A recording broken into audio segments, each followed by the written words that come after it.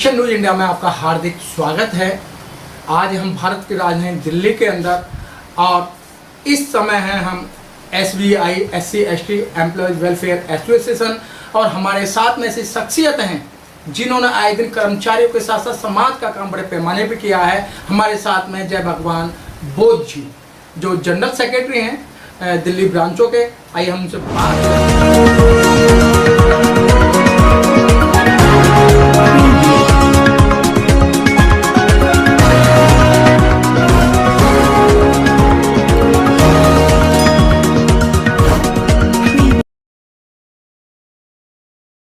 और निगमीकरण, एक ये जो प्रथा चली आ रही है और प्रथा को लागू करना चाहते हैं, ये क्या मकसद है, इससे सरकार का क्या फायदा होने जा रहा है। तो आइए हमारे बीच में जय भगवान बोध जी। जय भगवान बोध जी, आपका नेशन न्यूज इंडिया में आपका हार्दिक स्वागत है। थैंक यू पीपल साहब और जय भीम नमो बुद्धाय। आपका हमारे यहाँ ऑफिस में पधारने का बहुत बहुत स्वागत है। आप इस तरह से इस दलित समाज की जो भी समस्याएं हैं उनको आप उठाते हैं, उनको अपने चैनल पे सबमिट करते हैं। हम उसके लिए आपका हार्दिक अभिनंदन करते हैं और साधुवाद करते हैं। सर, क्या कारण है सरकार जो है अधिकतर जो फायदे वाले डिपार्टमेंट हैं या फायदे वाली ब्रांचेज हैं या फायदे वाली जो ऑर्गेनाइजेशन हैं, इनको प्राइवेट और निगमीकरण निजी हाथ में क्यों देना चाहती हैं?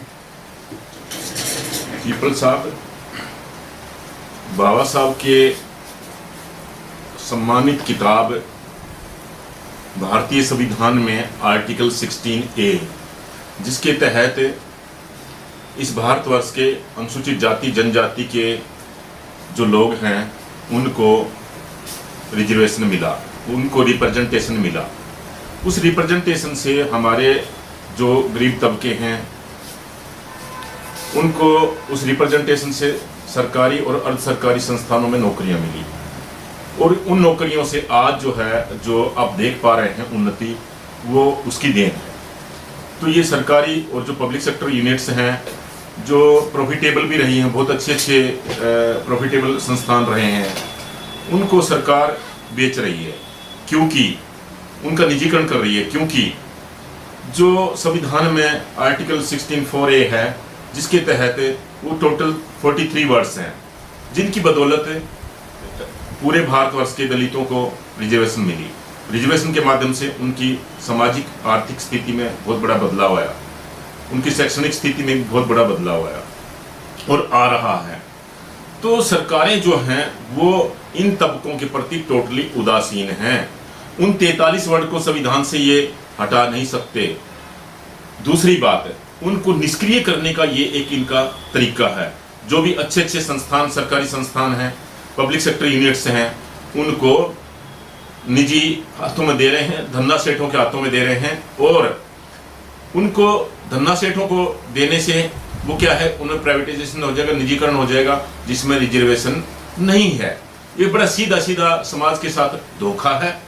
सरकारें इस समाज के साथ पहले भी धोखा करती रही हैं और जो अभी सरकारें हैं वो भी बराबर उसी रास्ते पर चली हुई हैं कि इनको जो रिजर्वेशन के माध्यम से जो कुछ मिला तो वो हम खत्म करें ताकि ये समाज दोबारा से उसी हाशिए पे चला जाए और ये गुलाम हो जाए और ये हमारे जो पुरानी प्रथा थी, जो कुछ हम दें उसी पे आश्रित रहे। बड़ा सिंपल सा मेरा एक जो मैंने बताया अभी कि जो 43 वर्ड्स हैं, 43 शब्द जो संविधान में अंकित हैं आर्टिकल 16A के, उनको निष्क्रिय करने का ये एक तरीका है। जब भगवान बोध जी, अभी कुछ दिन पहले अभी सभी संगठनों इकट्ठा होकर जंतर मंतर पर एक धरना प्रदर्शन किया। जो ग्रामीण बैंक हैं, सरकार उनको भी खत्म करना चाह रही है। जो गांव देहात के जो लोग हैं वो पास में जाके अपना काम कर लिया करते थे, लेकिन आज उन ग्रामीण बैंकों पर भी बहुत तगड़ी गाज गिर चुकी है। पीपल साहब, ऐसा है, जब बाबा साहब की किताब है द प्रॉब्लम ऑफ रुपीज, हमारे भारतवर्ष में पूरी इकोनॉमी उस किताब के ऊपर टिकी हुई है और उसमें बाबा साहब ने सरकारी बैंकों का उसमें एक चैप्टर जो है ना पूर्णतया लिखा था, आरबीआई भी उसी की देन है।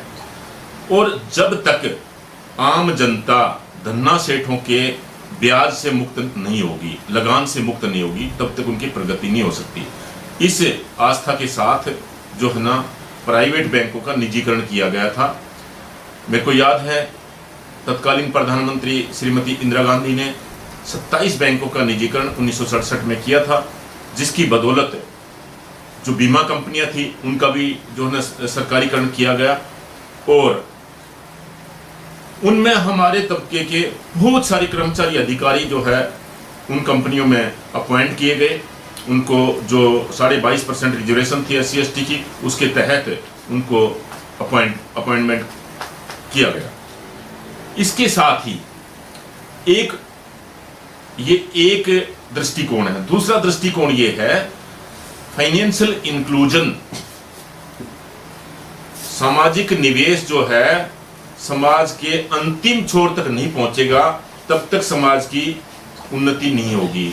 ग्रामीण बैंक उसी का एक हिस्सा था कि ग्रामीण क्षेत्रों में जो ग्रामीण बैंक हैं वो खोले जाएं, जिससे आम गरीब मजदूर किसान की यहाँ तक बैंकिंग सुविधा पहुँच सके और वो जो है जो धन्ना सेठ लोग हैं उनकी चंगुल से बाहर निकल सकें, उनके जो मोटे ब्याज की दरें होती थी उससे बाहर निकल सकें और सस्ते लोन, सस्ती जो है ना सहायता, सस्ते ऋण किसानों को, मजदूरों को और जो खेती है किसान हैं उनको दिए जाएं, ताकि जो फाइनेंशियल इंक्लूजन है वो समाज के अंतिम छोर तक पहुंचे और लोगों को बैंकों की जो सुविधा है उसका लाभ हो।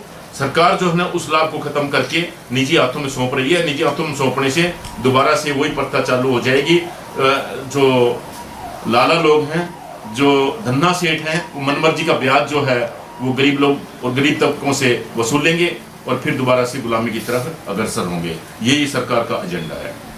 सर, अगर निजीकरण की तरफ जाता है तो ये SBI के कितने कर्मचारियों को इसका नुकसान भुगतना पड़ेगा?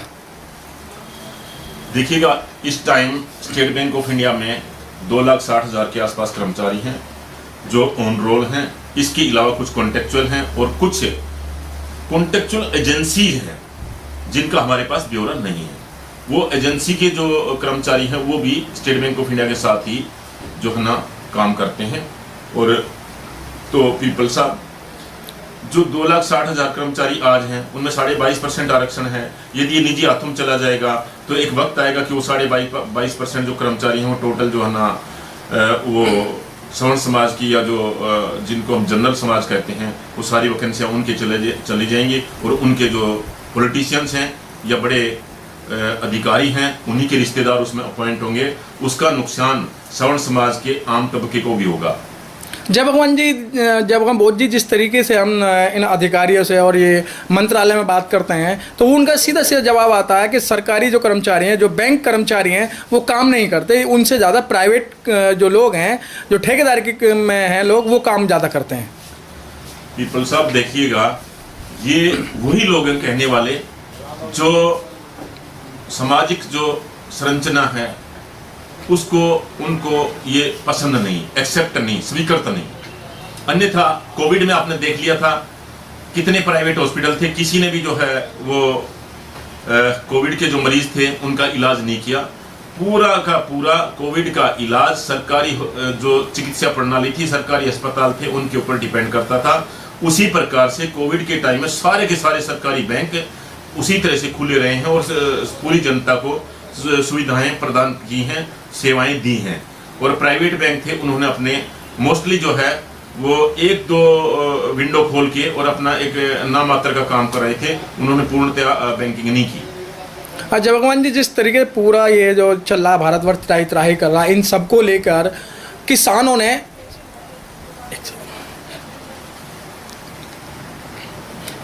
ने 27 तारीख की कॉल दिए कि 27 तारीख को पूर्ण रूप से भारत बंद रहेगा।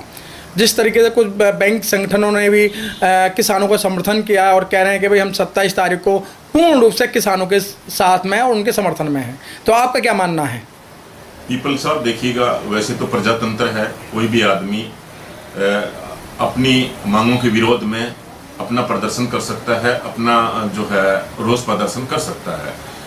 तो इस प्रकार से मुझे नहीं लगता कि जो सरकारी बैंक है, निजी सरकारी जो बैंक हैं, पब्लिक सेक्टर बैंक्स हैं, उनके जितने संगठन हैं उन्होंने ऐसा कहा है, ऐसा मुझे नहीं लगता। लेकिन सरकार को बराबर जो है ना प्रजातंत्र है, तो किसानों की बातों पर भी ध्यान देना चाहिए। वो एक बहुत बड़ा तबका है और वो पूरे देश को जो है ना पूरे देश का अन्नदाता है, इसलिए उनकी किसी भी डिमांड को अनदेखी नहीं करनी चाहिए। Press the bell icon on the YouTube app and never miss another update.